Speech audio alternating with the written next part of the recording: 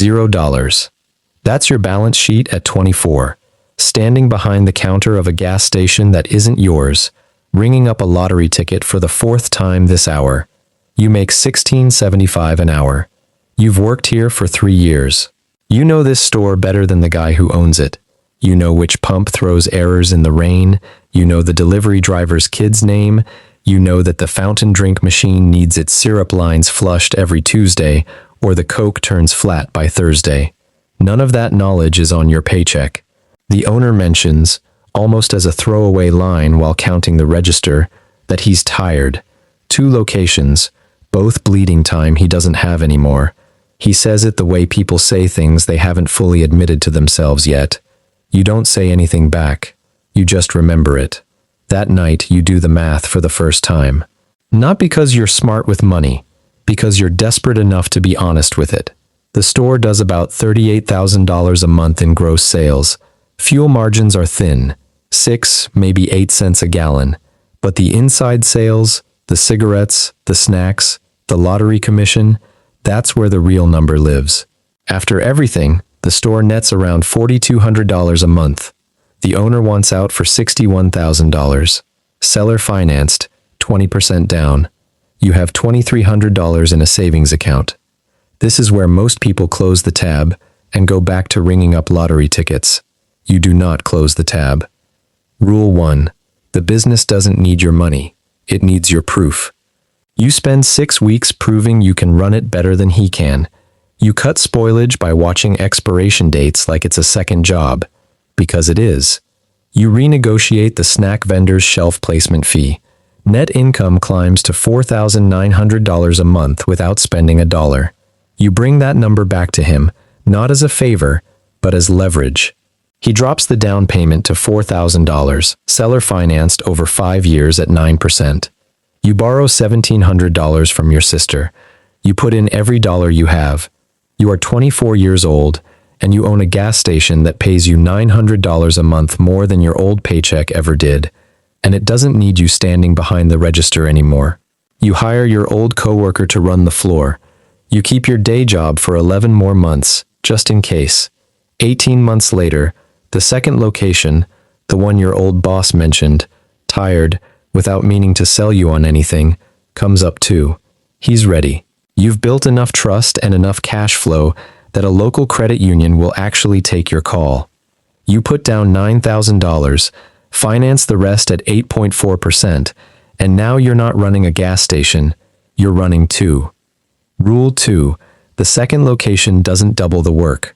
It tests whether you built a system or just a habit. You find out fast which one you built.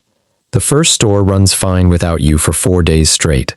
The second one falls apart in 6 hours because you never wrote anything down. You just knew it, the way you knew the fountain machine.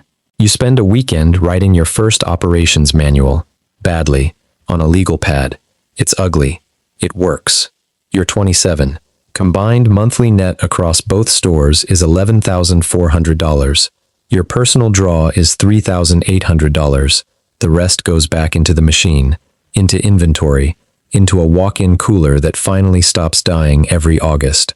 A regional fuel distributor mentions, almost offhand, that a 3-pump station 40 minutes out is going to auction. The owner died with no succession plan, and the family just wants it gone. Nobody's bid because it's ugly. Outdated pumps, a convenience store that hasn't been remodeled since the Clinton administration. You drive out, walk the lot, check the underground tank inspection records yourself, instead of trusting the listing. The tanks are clean. The location sits on a state highway that's getting a new exit ramp in 14 months. You win it at auction for $94,000. You use $31,000 in equity pulled from the first store, not spent, repositioned, and finance the rest through an SBA 7A loan, the first real bank paper you've ever signed. Your hands actually shake signing it, not from doubt, from knowing exactly what it means. Rule 3. Below 3 locations, you're an operator.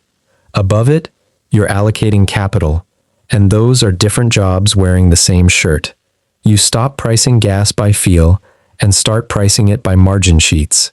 You learn what a rack price is and how it moves 4 times a day. You learn that convenience stores make most of their real profit off 11 feet of shelf space near the register, not the pumps out front. The pumps get people in the door. The door is not the business. The register is the business. You're 31, 4 locations. Combined monthly revenue crosses $210,000. Net across the portfolio is $19,300 a month. Your outstanding debt is $340,000. Your equity, once you actually sit down and calculate it properly with your new accountant, is $287,000. You don't tell your parents the number. You tell them things are going well, and let them assume whatever version of well they want.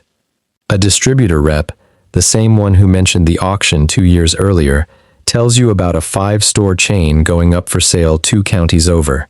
The owner's retiring, wants a clean exit, wants someone who'll keep his longtime staff employed. You don't have the capital alone. You bring in a silent partner, a guy who owns a towing company and has cash sitting idle, tired of the stock market's mood swings. He puts in $180,000 for 30% of the new entity. You structure it so you keep operational control. You close on the chain for $920,000. Seller carry on part of it, SBA on the rest. Partner equity on the down payment. Rule 4. The deal size stops being the hard part. The org chart becomes the hard part. 9 locations now. You can't be at 9 places. You hire your first district manager, a woman who ran a regional pharmacy chain and finds gas stations refreshingly simple by comparison. You build real reporting.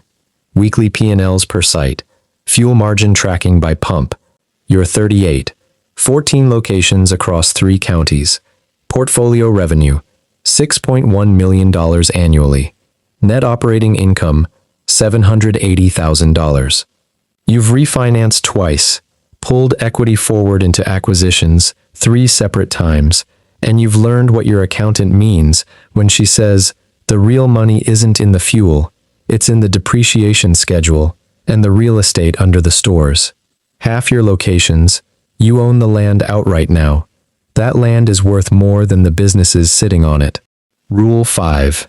At this size, you're not selling gasoline. You're managing real estate that happens to pump fuel. A regional chain, 40-plus locations, approaches you about a roll-up. They want your footprint, your management team, your reputation with the distributors you've spent 14 years not screwing over. You negotiate for 6 months. You keep 2 locations, the first one and the one from the auction, because some things you don't sell no matter what the number says. You're 44. Net worth, conservatively, $9.2 million. You still stop by the first store some Sunday mornings, buy a coffee you don't need, and watch the new kid behind the counter not know your name.